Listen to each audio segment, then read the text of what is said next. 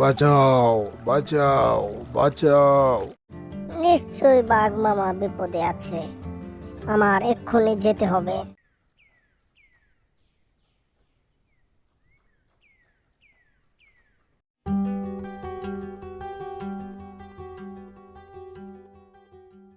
একটি বাঘ দুপুরবেলায় রৌদ্রের প্রচণ্ড তাপে পিপাসায় কাতর হয়ে জঙ্গলের মধ্যে একটি পুকুরে পানি পান করতে আসে।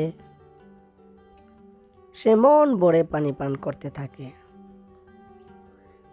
পানি পান করতে করতে এক পর্যায়ে বাঘটি উল্টে পা পিছলে পুকুরে পড়ে গেল। সে উল্টো হয়ে ডুবে যাচ্ছিল। সে সাঁতার জানে না।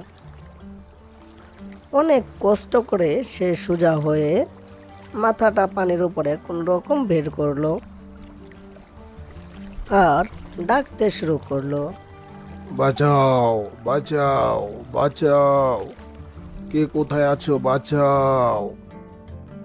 বাঘের ডাকাডাকির আওয়াজ তার ভাগিনা শেয়াল পণ্ডিত দূর থেকে শুনতে পেল আর বলতে লাগলো, নিশ্চয়ই বাঘ মামা বিপদে আছে, আমার এক্ষুনি যেতে হবে।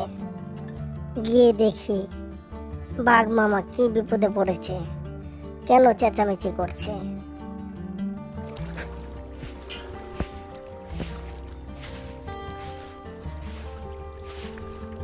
আরে মামা, তুমি দেখি ডুবে যাচ্ছ।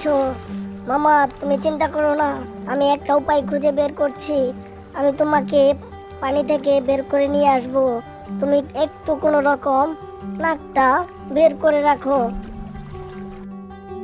শেয়াল পণ্ডিত জঙ্গলের মধ্যে খোঁজাখুঁজি করে একটা বাঁশের টুকরা পেল আর সেই বাঁশের টুকরাটি জলদি নিয়ে রওনা করলো আর এসে পুকুর পাড়ে পৌঁছলো।